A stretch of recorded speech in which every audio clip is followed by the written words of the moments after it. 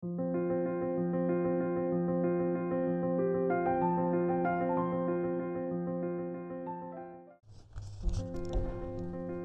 លើពិភពលោកយើងនេះប្រទេសណាក៏ដោយគឺតែងតែទទួលស្គាល់និងផ្ដោតសំខាន់ទៅលើការអភិវឌ្ឍធនធានមនុស្សព្រោះថាធនធានមនុស្សគឺជាមុខងារមួយយ៉ាងសំខាន់ក្នុងការធ្វើឲ្យប្រទេសមួយមានការអភិវឌ្ឍខ្លាំងបានលោកលីខ្វាន់យូរដ្ឋបរិះរបស់ប្រទេសសិង្ហបុរីមានទស្សនៈថា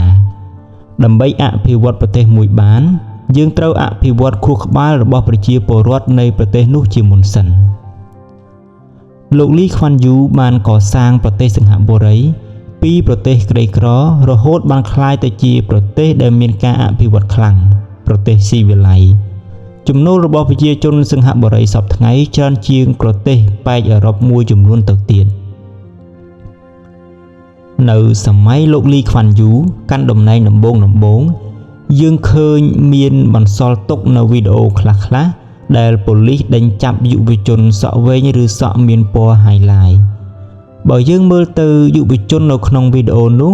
មិនបានធ្វើអ្វីឲ្យខុសច្បាប់នោះទេពួកគេគ្រាន់តែចូលចិត្តទុកសក់វែងនិងលាបពណ៌សក់តែប៉ុណ្ណោះក៏ប៉ុន្តែលោកលីខ្វាន់យូមិនអនុញ្ញាតឲ្យយុវជនទាំងនោះធ្វើបែបនេះឡើយកាលពីពេលដែលលោកនៅជាប្រមុខរដ្ឋកាន់តំណែងលោកយល់ថាប្រទេសកំពុងតែក្រីក្រយុវជនត្រូវតែមានវិន័យនិងជាគំរូដ៏ល្អហើយសម្រាប់អ្នកដែលមានមាឌធាត់ដោះខ្លាញ់ក្បាលពោះធំលោកលីខ្វាន់យូក៏មិនអនុញ្ញាតឲ្យចូលបម្រើការងាររដ្ឋឡើយព្រោះលោកយល់ថាគ្រាន់តែសម្រកទម្ងន់ធ្វើមិនបានផងចុះទម្រាំតែធ្វើកិច្ចការលំបាកផ្សេងដើម្បីជាតិតើពួកគេនឹងអាចធ្វើអ្វីបានទៅហើយនៅមានរឿងជាច្រើនទៀតពេលដែលលោកបានជ្រៀតជ្រែកចូលក្នុងសិទ្ធិឯកជនរបស់ប្រជាពលរដ្ឋសិង្ហបុរីរហូតលោកត្រូវបានប្រទេសលោកខាងលិចមួយចំនួនថ្កោលទោសទៅលើរឿងដែលរំលោភសិទ្ធិបុគ្គលរបស់ប្រជាជនក៏ប៉ុន្តែសម្រាប់លោកបានបកស្រាយថាដើម្បីអភិវឌ្ឍប្រទេសមួយបានពលរដ្ឋនៃប្រទេសនោះត្រូវតែមានវិន័យប្រសិនបើខ្ញុំមិនជ្រៀតជ្រែកចូលក្នុងរឿងឯកជនរបស់ពលរដ្ឋខ្ញុំទេនោះតើអាចមានសិង្ហបុរីដូចសពថ្ងៃនេះដែរឬទេនៅក្នុងនោះដើម្បីកសាងធនធានមនុស្សមួយដ៏រឹងមាំវាត្រូវមានធាតុផ្សំចំនួន3យ៉ាងទី1មានចំណេះដឹងផ្នែកបច្ចេកទេសយ៉ាងហោចណាស់1ដែលអាចដើរឲ្យទាន់ឬអាចមានសមត្ថភាពខ្ពស់ក្នុងការប្រកួតប្រជែងជាមួយបរទេសបានទី2មានចំណេះដឹងបែបទស្សនវិជ្ជាឬមានសមត្ថភាពក្នុងការត្រិះរិះពិចារណារកហេតុផលទី3មានសិលធម៌ទី1នោះគឺចំណេះដឹងផ្នែកបច្ចេកទេសបច្ចុប្បន្នមនុស្សបានឲ្យតម្លៃទៅលើចំណេះដឹងបច្ចេកទេសខ្លាំងជាងគេត្រឹមត្រូវណាស់ដែលចំណេះដឹងមួយនេះវាពិតជាសំខាន់មែនបើយើងមិនបានចំណេះជំនាញបច្ចេកទេសណាមួយនោះទេនោះយើងនឹងមិនអាចចិញ្ចឹមជីវិតខ្លួនឯងឬគ្រួសាររបស់យើងបានឡើយមនុស្សបច្ចុប្បន្នបានឲ្យតម្លៃទៅលើការរស់នៅដែលប្រកបទៅដោយភាពជាសេដ្ឋីឬមានកិត្តិយសក្នុងតំណែងតួនាទីធំលើសលប់ខ្លាំងពេកដែលបណ្ដាលធ្វើឲ្យមនុស្សបានប្រែក្លាយខ្លួនទៅជាមនុស្សអាត្មានិយមមនុស្សអាចរស់បានត្រូវការត្រឹមតែបាយ3ពេលកន្លែងស្នាក់នៅនិងយានជំនិះថ្នាំសង្កូវសមរម្យវាគ្រប់គ្រាន់ទៅហើយដើម្បីឲ្យមនុស្សរស់រានមានជីវិតបានប៉ុន្តែមនុស្សមានការវង្វេងវង្វាន់ខ្លាំងចំពោះខ្លួនឯងខំប្រឹងធ្វើអំពើគ្រប់យ៉ាងដើម្បីធ្វើឲ្យជីវិតរបស់ខ្លួនរស់បានលើសគេទាំងការហូបចុកទាំងកន្លែងស្នាក់នៅនិងរបស់របរ brand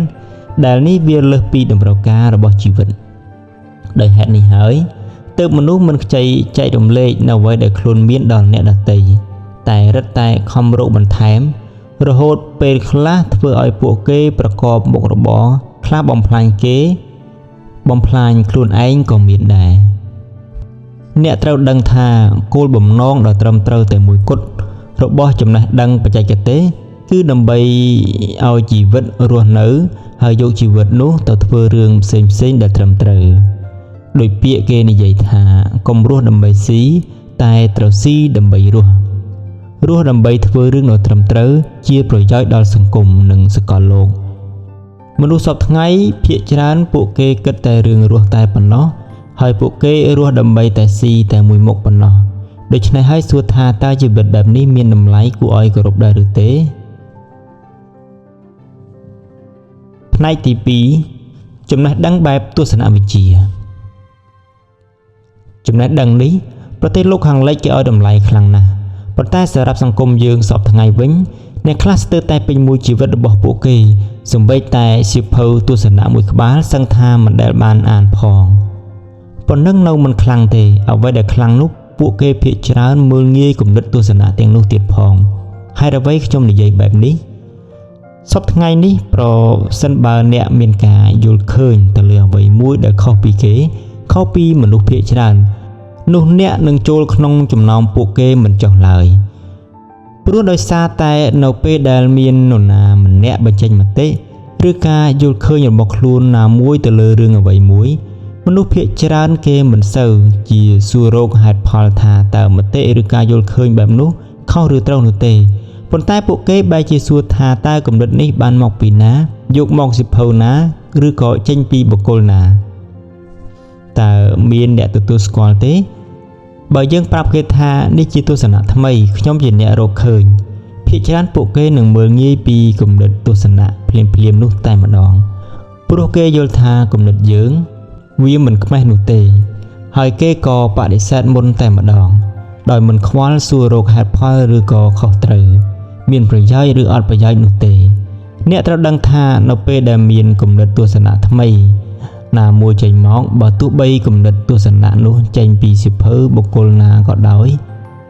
វាមិនសំខាន់នោះទេដែលយើងត្រូវសួររកប្រភពនោះប៉ុន្តែអ្វីដែលសំខាន់តើទស្សនៈឬគំនិតទាំងនោះខុសឬក៏ត្រូវសមហេតុផលដែលអាចទទួលបានដែរឬអត់មានប្រយោជន៍ឬអត់ហើយថាត្រូវពេលវេលាក្នុងការយកវាមកប្រើដែរឬទេ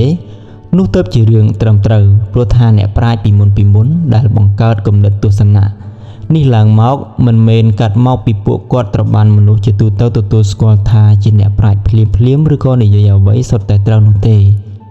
រឿងសំខាន់គឺគំនិតឬក៏ទស្សនៈទាំងនោះត្រឹមត្រូវប្រើបានជាប្រយោជន៍រួមនឹងត្រូវពេលវេលាហើយការដែលយើងយល់ថាមនុស្សដែលឆ្លងកាត់ការសិក្សាច្រើនចេញពីសាលាបច្ចេកទេសថ្មីដែលមានសញ្ញាបត្របណ្ឌិតបរិញ្ញាបត្រផ្នែកអក្សរសាស្ត្រគ្រូបង្រៀនច្បាប់